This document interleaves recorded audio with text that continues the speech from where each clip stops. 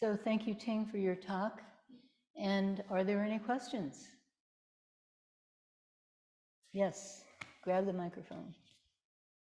So Ting told a story about monk practicing very hard. And I can remember when I first discovered the Kansas Zen Center years ago, there was a phrase that floated around, hard training. And I wonder if you could, we don't hear it so much anymore. So I'd just like to have your, are there a lot of dimensions to hard training? That's a wonderful question. Thank you. I want to reassure everyone that we don't go around hitting people, except if you ask for it as a way to help you back on a retreat. Yeah.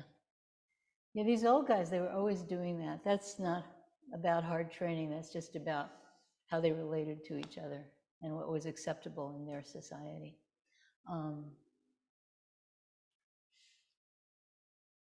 So hard training means that you're really focused and in an environment that helps you focus on your practice. So hard training is not, I feel like this, I don't feel like this. Hard training is you have some kind of schedule, you go by that schedule, you never not go by that schedule. Hard training can be done alone, on a solo retreat. It can be done in a group retreat. Also, sometimes extended work periods can be another form of hard training. Hard training almost always involves silence, because without silence, our minds just start moving. So hard training it involves very little sleep, because when we get a lot of sleep, then our ego structure is very strong, and it's difficult to, cut through it. So it's this focus and this attention and this not about me. It's not about me. And this great effort, this really great effort, and we're not paying attention to whether we're hungry, whether we're tired, whatever it is. We're really focusing very, very hard on our practice. And that's hard training. And it's not about, I wonder what's being served for lunch today. That's not hard training. So hard training, it's very interesting. I used to sit back when I was, a little bit younger and a little sprier and a little whatever.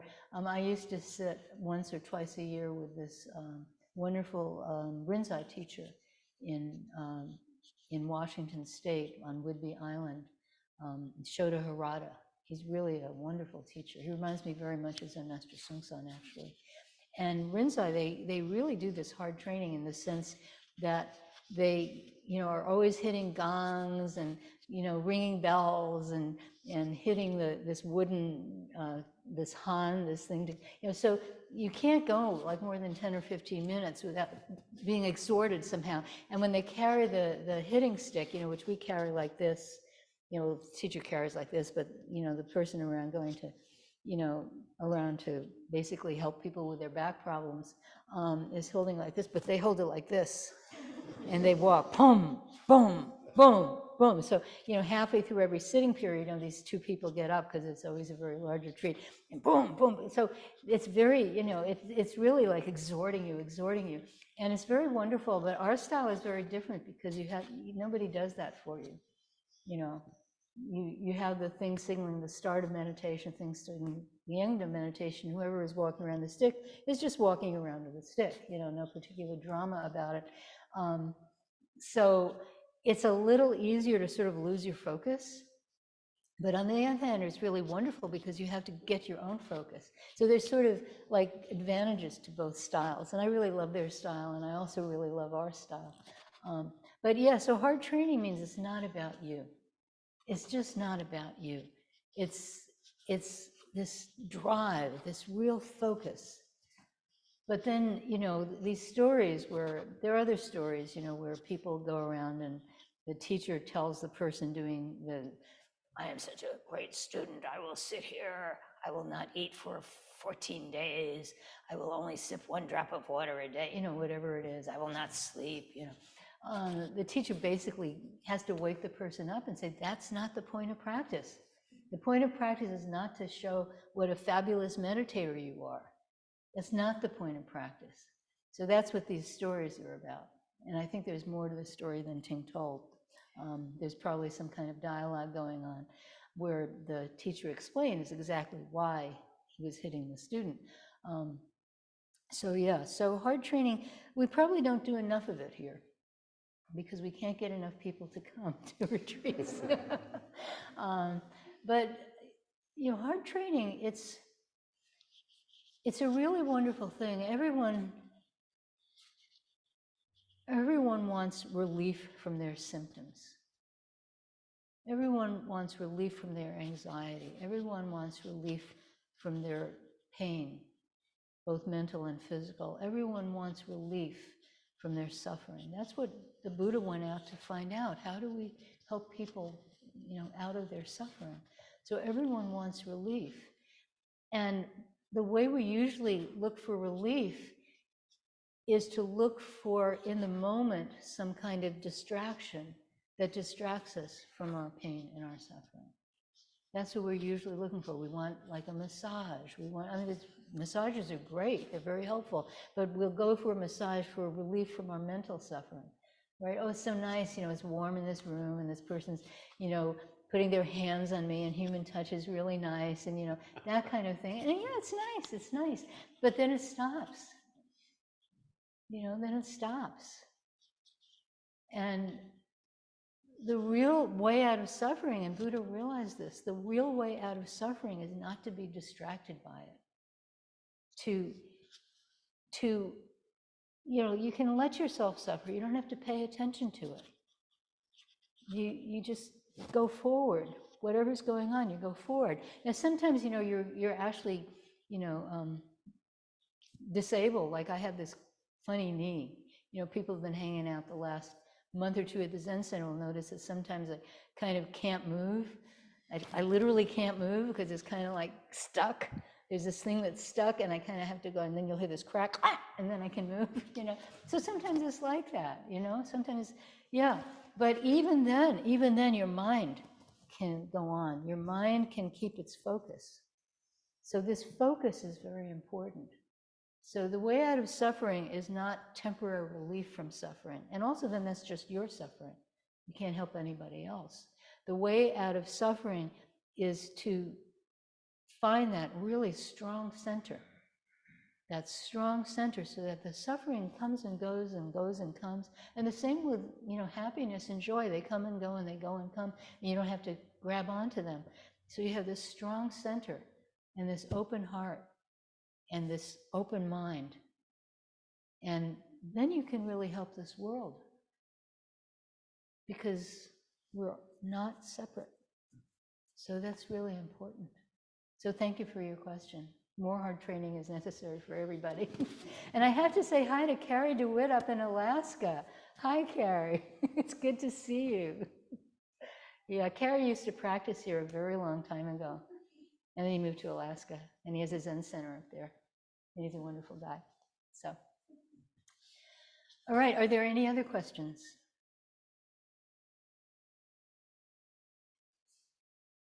Carol. Happy New Year. Happy New Year. Happy New Year. Yeah, so I wanted to thank Ting for bringing to mind this part of the Tao Te Ching. I'm reading it from my copy, and two of the lines really struck me, and they read to me exactly like something else, and I just thought you might want to comment on this. The lines say, "Therefore the sage," these are the lines that get me, these two lines, "steps back, but is always in front, stays outside, but is always within." I'll read them again. "Steps back, but is always in front, stays outside, but is always within. That reads exactly to me like taking refuge in Buddha. That's what it reads like. That's what it reads like to me. I wondered I wonder if you had any comment on that.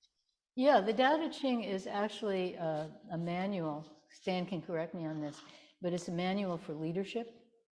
It's sort of like Machiavelli's The Prince, but it's written from a viewpoint that has a lot of grounding in spirituality as opposed to grounding in how to, beat your opponent and take over his castle. How to be a mob boss. Yeah, how to be a mob boss, right?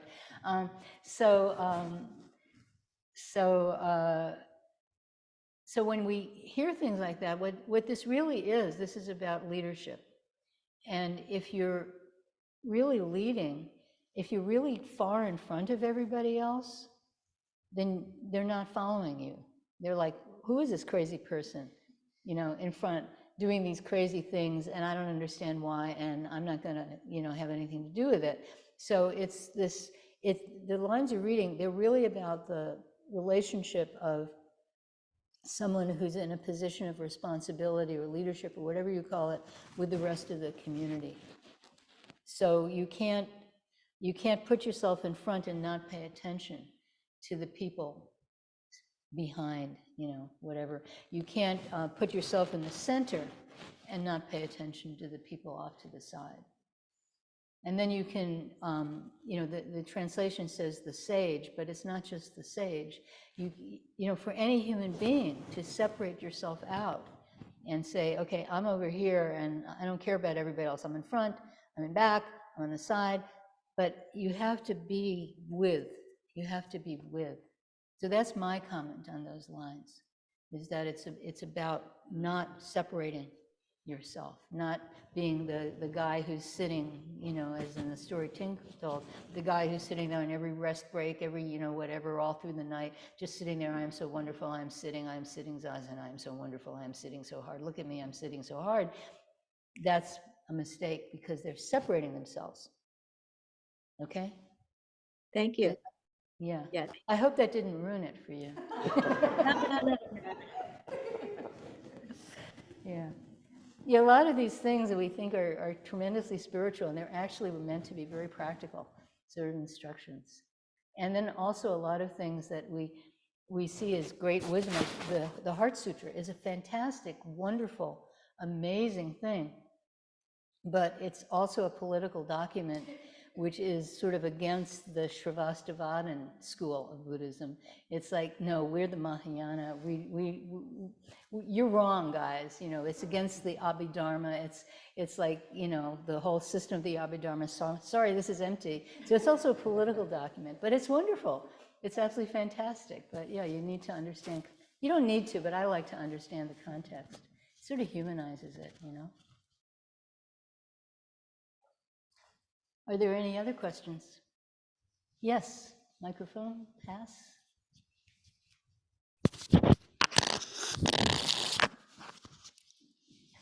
I have a question.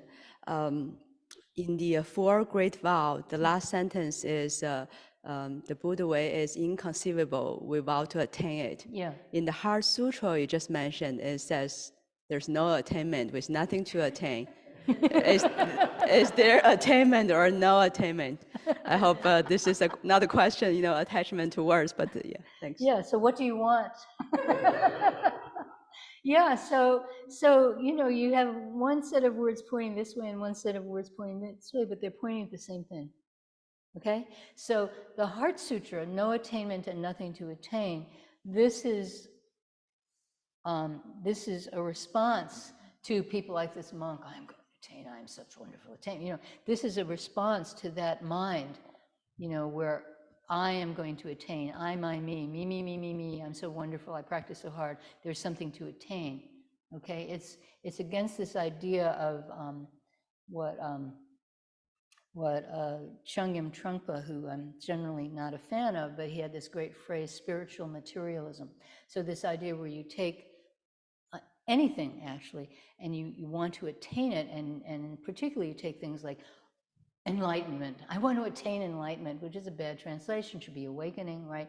I want to attain awakening. I want to have this thing. So no attainment and nothing to attain. That's talking about that, right?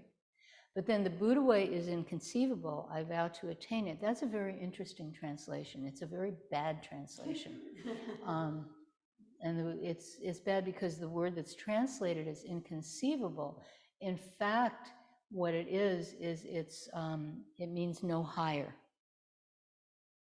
So you notice well, you don't notice because we don't do it in the Sino-Korean, but the word mu appears in every line. So it's Buddha way, no something, and in this case, or sentient beings, no number. Kleshas, no end, right? This kind of thing. And so it's Buddha way, no higher. Nothing is higher than the Buddha way. But it's translated as inconceivable. And this is actually a very fortuitous mistranslation, because if it was conceivable, if there was an idea of the Buddha way that was accurate,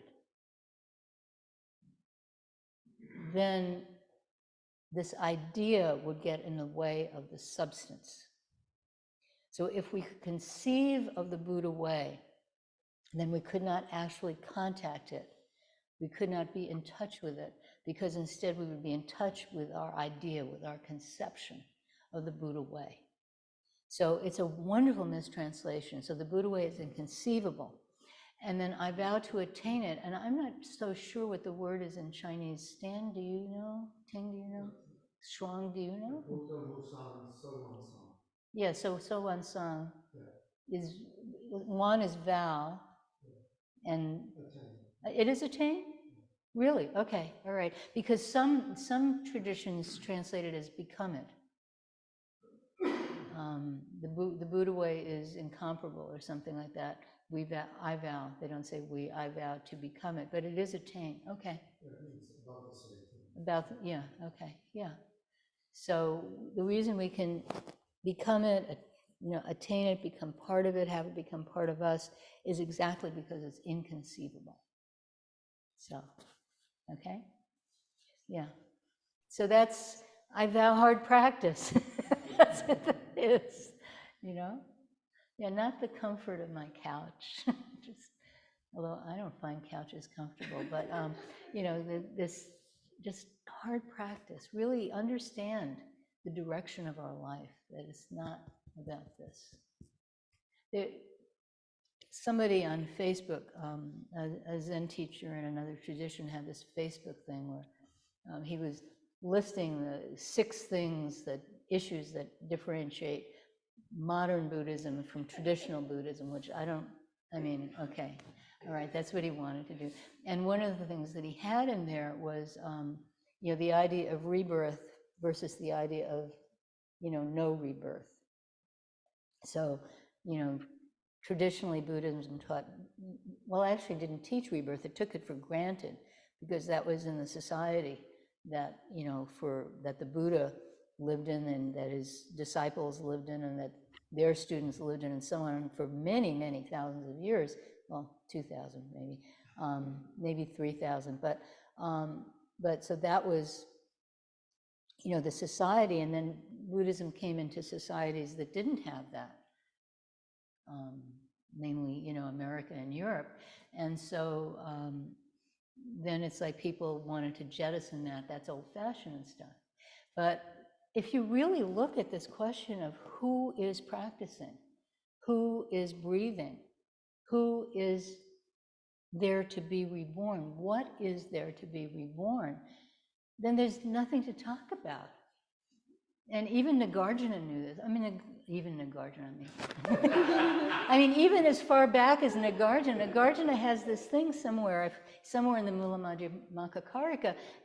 Nagarjuna has a couple of sentences about, you think there's something to be reborn, huh? No, there's nothing to be reborn. So it's like, I don't know why I brought that up, but anyway, yeah. So it's this.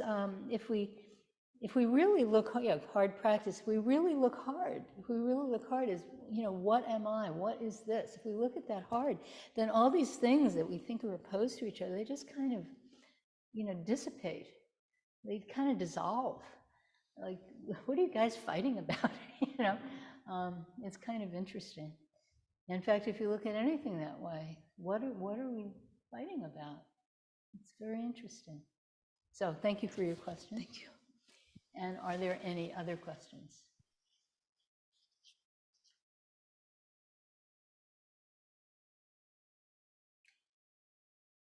Okay, let's stop the recording.